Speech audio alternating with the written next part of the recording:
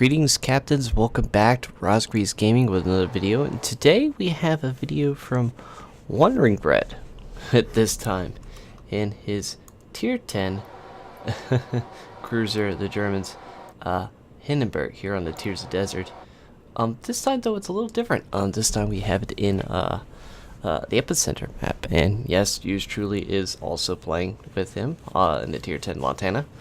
But it's not about me in this video. It's about this video is going to be all about the star glory here, of course, the WanderingBread.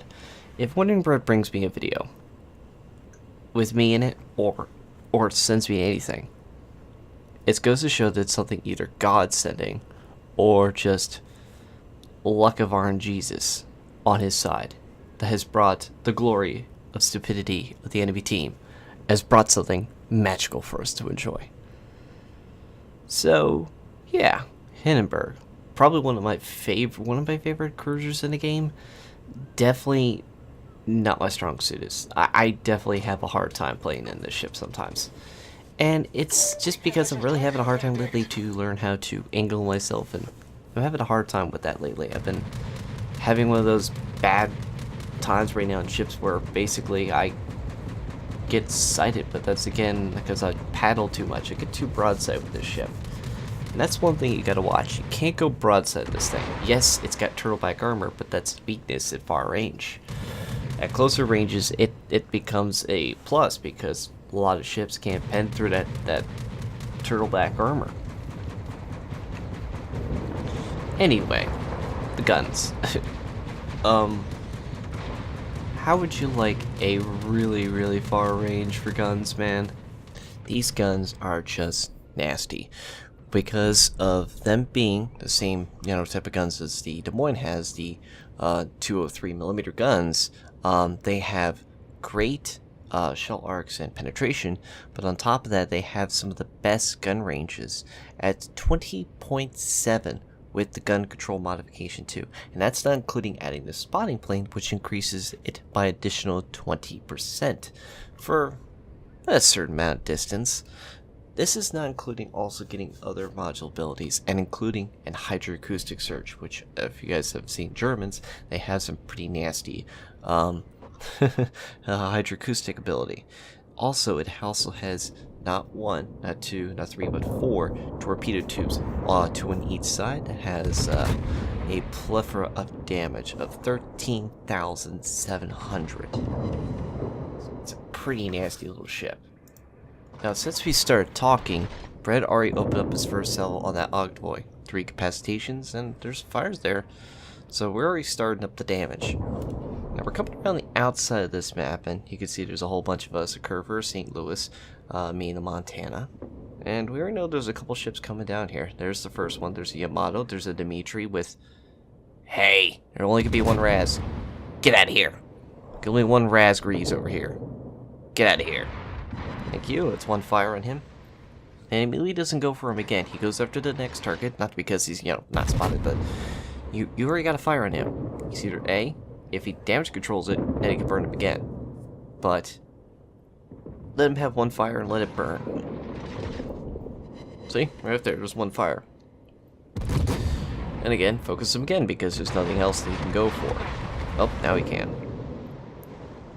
Never mind, we interrupt and there's a Conqueror right there. So, or not, let's go after that Yamato. Again, we're going to just focus and try to get fire damage on him. Can't go for that Conqueror because we'll hit the island first, so not going to work. And I got a little bit of damage. Maybe we can get that Conqueror now. And, yeah, there's a couple shells went over that island. Then we're gonna go, looks like that Dimitri, ooh, he just took a nasty hit from an enemy shell. So he's already pretty low health and he's retreating hardcore. But you can see, these guns have some incredible arcs and incredible gun range and fast caliber speed. And of course they don't have very fast reload, but it doesn't matter if you have exceptional gun power and range. And that's not including hitting the 2 key for armor piercing. This thing has some very good armor piercing shells. So, yeah, it's a very powerful ship. Like I said, you have to keep back or you're going to take a massive punishment. We're open up on that Yamato again. Can we put it back on another fire? No, but that's pretty good damage. We already have one fire that's burning on one of the ships, that'd be the Conqueror. So we don't need to go for him. He hasn't damage controlled it. So since he's damage controlled it, we're just gonna go and focus on another target. But we can fire again on that Conqueror and try to get more hurt on him. You just spread the shells between the two and try to get as much damage. And the Conqueror's firing at somebody. Ooh, that was very... yeah, that was very close. Meanwhile, on this map, Tears of the Desert, the enemy is still trying to hold the center, and they have already lost one ship, but it's still anybody's game currently. Definitely still anybody's game, and it could change anyway. I mean, Bread's team is still trying to flank on this this west side here, and try to get a good position to flank around inside that circle. So, back to the game here. Yet the Yamato still trying to retreat and put many rounds at those enemy ships out there. Bread is, of course, still trying to hit that guy and trying to get more fires on it and try to burn it down with the support of the rest of the team, which somebody just tried hitting him and just barely scratched him. He's pretty much broadside over here. And again, right there, some full penetrations, no fires. It's like, where are my fires? Come on. Come on. You know, you're high explosive. You should be burning this guy, and you're not burning him. Meanwhile, we're looking over there on the right. There's a Montana there, and he's not retreating. He's pushing right up. I mean, he's full health, so I'm guessing he brought his courage pills, and he decided to push in for the team and take a few bullets for the Yamato here, which definitely is getting focused a little here. And right around the bend, there's the Des Moines and the Conqueror. Red opens up on the Conqueror and puts a couple of those rounds, 12 rounds, 3 guns in each turret, right onto that thing. Do we get a fire? Survey says yes, there is a fire now on that ship. And now back to the Yamato as we interrupt our program of burning a Conqueror to trying to burn a Yamato if we can. And we just lost 2 ships now on our team. That definitely is not looking well for us, as it looks like the east side's having a little bit of trouble in between that and the middle. And the enemy team is really getting a real good, strong show of force in the middle, and trying to hold on to get any cap points in that middle. But people are preventing and resetting it, so clearly these guys are not able to cap that point in the middle, which pretty much starts everything, it seems. And we get a fire on an enemy warship, and we're gonna fire again on that Conqueror. Meanwhile, our AT-AIR is going off like fireworks, and we're getting save the ship, save the ship. Oh, he's getting torpedoed. I don't know how long he's gonna last with torpedoes into that ship. Grosser Gerfers does not take kindly to having torpedoes onto its ship. The only ship that's worse than that, I feel, is the Conqueror, because of its torpedo protection is almost non-existent. Figuratively, not literally, there is torpedo protection on it, but it's not very good. It's virtually almost nothing compared to like Yamato, which has a very, very good torpedo reduction in damage because of well held the armor is. Now start working on that Montana now, and he's now retreating. Never mind, looks like he's decided to change his mind, and that's a fire to go forward and bring his brave pills into this fight. And here comes the battle. Alright, that fire now has gotten onto that ship, and that has given him a Whisperer. And he just took a little, but he was able to angle his armor enough just to not take a major hit there. He has to start focusing that Montana. He's the closest target, and he's going to charge Bread, and that's going to be becoming a major problem for him. Was that flak rounds going off? Why, yes it is. And look what we have. We have carrier torpedoes coming this way. That's a problem. Bread's anti-air is going off as much as he can, and unfortunately he has to turn his ship. Does he take a torpedo? Yep. Unfortunately he has to throw his repair. Now this DD definitely knows, this carrier definitely knows how to actually do with things. He's cross-torquing Bread, and that's leaving him in a bad position. Now he has to angle against the torpedoes, which he has successfully, and dodge them. However, this gives him broadside to an enemy Montana, which now he's got a perfect broadside of bread. Here comes the shells, hang in there. Oh, and he aimed at his front guns. He didn't even aim at the Citadel area very well, so that caused him not to take as much damage. And now Bread's able to bring out the guns to bear. He could throw torpedoes here, but he just needs to run the damage. Fires again. There it goes. He's got 2 fires on him. It was Bread's first kill, and that's the death of the Montana. Enemy planes coming in. And ooh, just a scratch, but that's it. With some careful planning, Bread was able to be on top, and now the Montana is down to J.B. Jones' locker with 180,000 damage. I'm waiting to be impressed. Enter ship number 2 into the fight, the Lexington. It's one of those darn carriers that keeps focusing and pissing me off. So, well, naturally, you're gonna shoot him to tell him to piss off. Go away. Don't bother me again. And, looks like the rest of the team don't appreciate that. However, we do appreciate Brett getting the high caliber achievement on this match. Now Lexington got himself another fire, and here comes his torpedo bombers. Brett's slowing down. Now he's speeding up, see if he only takes 1 here. And he only takes 1. However, that means probably there is another set coming his way. Well, perhaps. And the Lexington goes down by the fire. So that's Bread's second kill, 214,000 damage.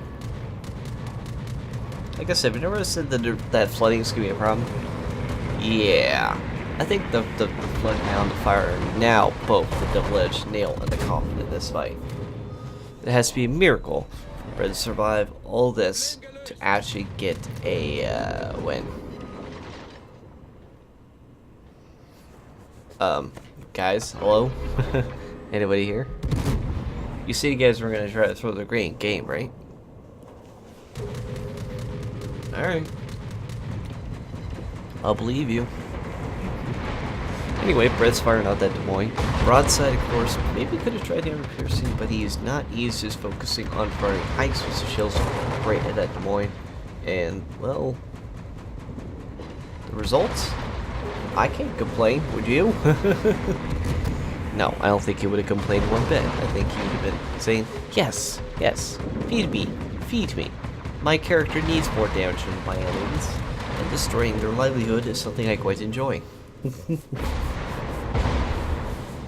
Hey, I didn't, not me, man. I didn't say that. Well, enter the next ship, the Kagero, just hiding there in the smoke. This is where things can kind of get a little dicey. Anyway, Kagero's out there. We got also, don't forget about the New Orleans. No matter how low health he is still quite a threat. A ship in the game is still a ship in the game. And look who's decided to come out of the smoke to fight. It's the Kagero. Bread opens up on him, puts a massive damage on it already on the first strike, and again, another volley. This guy's zigzagging in for I don't know why. He shouldn't have done this. He popped out of the smoke, not giving any broadside to launch any torpedoes, came out wide out in the open, and got himself basically wiped away at the game. Basically, he just went and said, I don't care about any more in this game. I'm just gonna go and get myself killed. And that gets Bread a free 3rd kill and some more damage. Please give Bread more. He's willing to. I mean, if you want to. Now it's only 2 ships left. I will be willing to take all enmities for damage, please. Midway and the Yamato. And Bread's gonna go for the Midway. Hopefully, the Yamato will be taken care of by the rest of the team, and he doesn't have to worry about it. Because if the Yamato actually, if he gets past that island, the Yamato can actually one shot. He's only got a few thousand left of health. But he also has to keep close to that midway so you can actually, you know, spot him. And actually keep getting good round hits on him. Well, if he can get rid of that midway, it can be the difference between him winning this fight and ending it right here, right now. But he's got to watch that Yamato. Well, now it's just a waiting game to see if we can get some more damage to this guy. Come on. Bread fires another salvo, and he is being spotted. I wonder who. Bread, I think you might want to turn your ship. I think you want to turn your ship. If it doesn't, he's going to get paddled. I just have a very bad feeling about this. Yep, there it is. Turn. Turn. Turn. Turn. But he leaves 2 fires on the midway. Can he hold it? Well, it's burning. Oh, he damage controlled it. Well, I guess all that's left is the midway now. Stongrad, finish him off, please. Yeah, once they finish him off, that'll be the match right here, right now. Now that midway's near dead, one good hit, and he's gone for. And who's gonna be the lucky person? Ah, we'll never know. So, thank you so much, Brett, for submitting the video, and look at all of that, folks. Look at that. Look at that score.